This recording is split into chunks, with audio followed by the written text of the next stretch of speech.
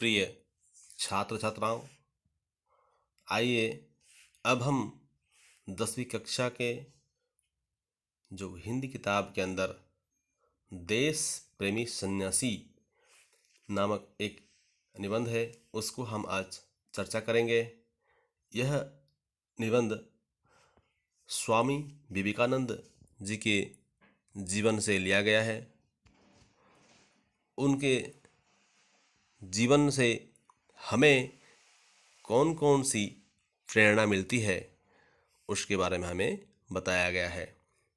और इस निबंध के अंदर जो विचार बोध है उसको हम जान लेते हैं। स्वामी विवेकानंद भारत माता के विरल सुपुत्र थे। उन्होंने अपने प्रचंड प्रतिभा, गंभीर ज्ञान और असाधारण वाक शक्ति द्वारा विदेशों में भारतीय दर्शन, वेद वेदांत का महत्व प्रमाणित किया। स्वामी जी ने अमेरिका और इंग्लैंड के विद्वानों को समझा दिया कि हिंदू धर्म सहनशील और मानवीय है, उनमें संकीर्णता या कट्टरता नहीं है। उन्होंने देश के लोगों को भी जगाया, सेवा कार्य किया, कराया भी, देश का नाम उजागर किया। वे सन्यासी थे, सदा के लिए नमस्य भी थे। स्वामी जी ने भारतीयों को सुख भोग त्याग कर सादा सीधा जीवन बिताने को कहा, सदा कर्म तत्पर रहने, निराशा और आलस से छोड़ने को उत्साहित किया, सदैव जागृत रहने के लिए अपने भाषण में आह्वान किया। भारत हमारा सिरमौर है, इस भारतीय को भूलना नहीं चाहिए, इस बात को भारतीयों को भूलना नहीं चाहिए। स्वामी जी ने अमेरिका और इंग्लैंड जैसे समृद्धशाली देशों में जाकर भारतीय ज्ञान का, दार्शनिक विचारों का अपने वक्तव्य के जरिए प्रचार प्रसार किया। रामकृष्ण परमहंस के वे उपयुक्त शिष्य थे। आज देश भर में तथा विदेशों में भी इनकी अनेक संस्थाएं भारतीय संस्कृति और दर्शन के प्रचार प्रसार में लगी हैं। देश विदेश में भारत के नाम को रोशन करने वाला सन्यासी और कोई नहीं, स्वामी विवेकानंद ही हैं, जिनका स्मरण आज देश विदेशों में लोग कर रहे हैं। तो यही विचार बोध इस पाठ में प्रस्तुत किया गया है। आगे हम पाठ में बढ़ेंगे और उसको समझने का प्रयास करेंगे। शुरुआत में यहाँ लिखा गया है, हम देखते हैं कि कुछ लोग धन कमाने में जुटे रहते हैं, कुछ लोग सुख भोगने को व्याकुल रहते हैं, कुछ ऐसे हैं जिनको सन्यासी कहते हैं। वे लोग अपनी इच्छा से घर बार छोड़ देते हैं, सुख के साधनों को त्याग कर देते हैं, गरीबी में जीते हैं, संसार को माया का जंजाल समझते हैं। पर आश्चर्य है कि ऐसे लोगों में कुछ अपनी मातृभूमि से बेहद प्यार करते हैं। एक ऐसे सन्यासी थे स्वामी विवेकानंद। देखने में बहुत सुंदर, बड़े ज्ञानी और पंडित, सरल, विनयी और मिष्टभाषी, लेकिन प्रचंड प्रतिभाशाली। तो पहले ही पैराग्राफ में हमें यह बताया गया कि इस संसार के लोग कैसे हैं। कुछ लोग सुख भोगने को व्याकुल रहते हैं, कुछ लोग पैसे कमाने के लिए व्याकुल रहते हैं, और कुछ लोग सन्यासी बनते हैं। सन्यासी लोग अपनी इच्छा से घर बार छोड़ करके सन्यासी बन जाते हैं। उन्हें यह जो संसार है, यहाँ पर जो रिश्ते नाते हैं, यहाँ पर जो बिजनेस है, अपना जो काम है, यह सब उन्हें माया का जंजाल लगता है। मतलब बहुत परेशानी सी लगती है उनको। इसलिए इन सब चीज़ों को छोड़ करके वे सन्यासी बन जाते हैं। लेकिन कुछ ऐसे सन्यासी भी हैं जो अपने देश से बहुत प्रेम करते हैं, अपने राष्ट्र से बहुत प्यार करते हैं, और उनमें से एक ऐसे सन्यासी थे स्वामी विवेकानंद।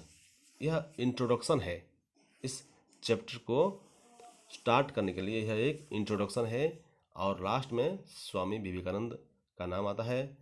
और फिर आगे जो अगले पैराग्राफ्स में, अगले अनुच्छेदों में हम स्वामी विवेकानंद के बारे में ही जानेंगे। तो यहाँ बता दिया गया कि विवेकानंद जी दिखने में बहुत सुंदर थे, बड़े ज्ञानी थे, पंडित थे, सरल, विनयी और मिष्टभाषी थे। मिष्टभाषी कहने से जो जिनके मुंह से मधुर बातें निकले, और प्रचंड प्रतिभाशाली भी थे। असल में मुझे यह लगता है कि विवेकानंद जी का नाम आप लोगों ने इसके पहले भी सुना होगा, और उनके बारे में कई चैप्टर्स भी आप लोग पढ़े होंगे। उड़िया में तो है नरेन है, और उसके जीवनी के बारे में हमें उड़िया साहित्य में भी हमें पढ़ने को मिला होगा ज़रूर, क्योंकि मुझे पता है उनके जीवन से कई चैप्टर्स, कई पाठ, कई निबंध बहुत सारे क्लासेस में बच्चे पढ़ते हैं। तो यहाँ आगे लिखा गया है, सालों पहले की बात है, भारत पराधीन था, यहाँ अंग्रेजों का शासन चलता था।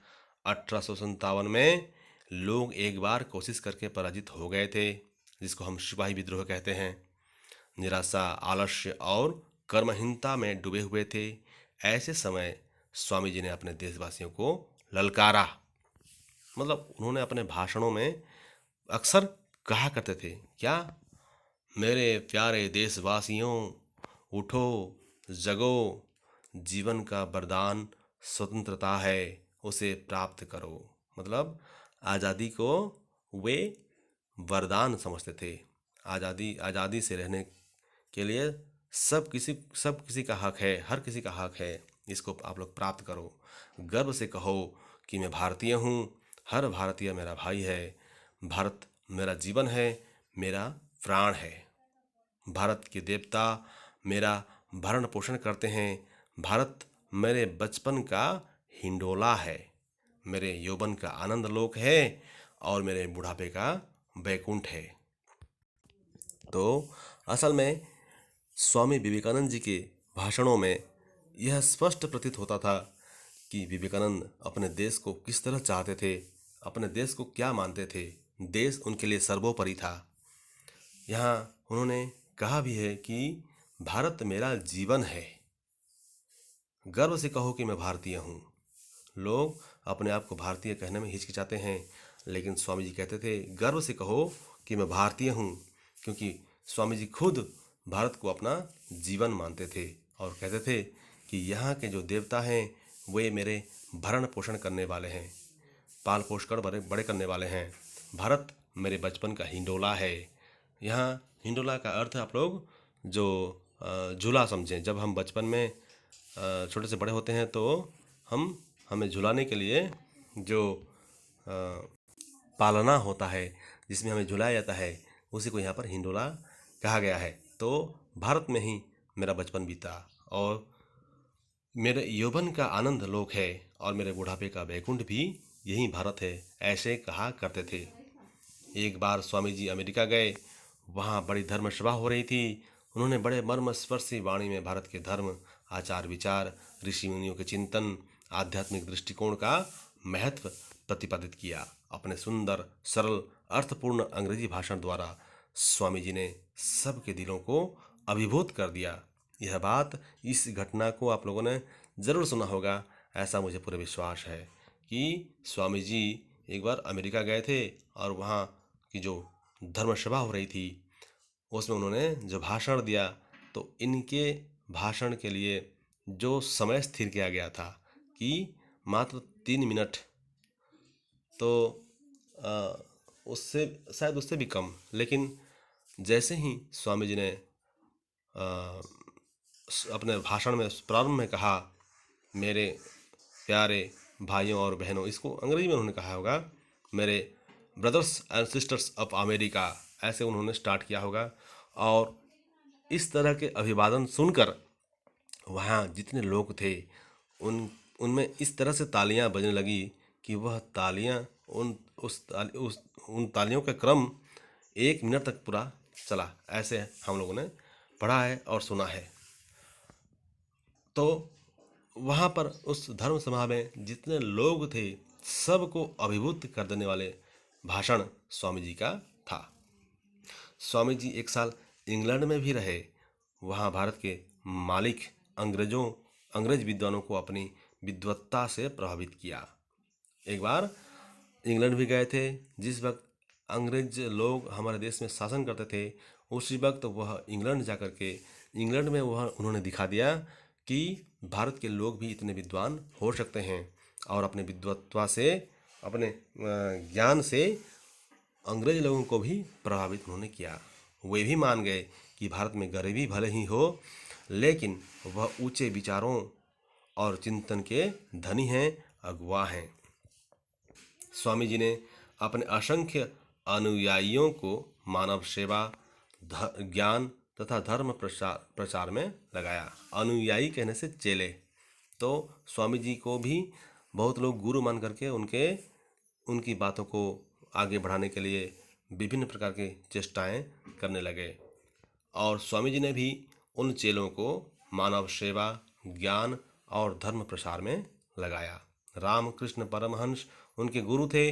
उन्हीं के नाम से रामकृष्ण मिशन बनाया। आज भी देश विदेश में उनकी अनेक संस्थाएं हैं, जनता की सेवा में डटी हुई हैं।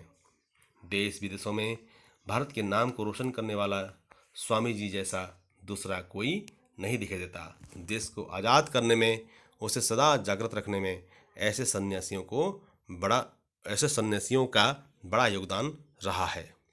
तो उन्होंने रामकृष्ण मिशन नामक एक संस्था बनाई है, जो संस्था आज भी काम करती है। और उसका काम क्या है? मानव सेवा, ज्ञान तथा धर्म प्रचार करना। आप लोग भी कभी न कभी इस संस्था के संसर्ग में आए होंगे, या नहीं आए होंगे तो आगे ज़रूर आएंगे। तो यह था देश प्रेमी सन्यासी चैप्टर। नीचे शब्दार्थ दिया गया है, आप लोग इसको देखें। और मुझे आशा है कि इसके नीचे जो प्रश्नोत्तर हैं, इसको आप लोग इस पाठ को पढ़ करके बिल्कुल जान पाएंगे, ऐसी मैं आशा करता हूँ। और इस पाठ से अधिक से अधिक प्रश्न परीक्षा में आया करते हैं। इस पाठ से आने वाले सभी प्रश्नों का उत्तर आप लोग कर पाएंगे, ऐसा मुझे विश्वास है। धन्यवाद।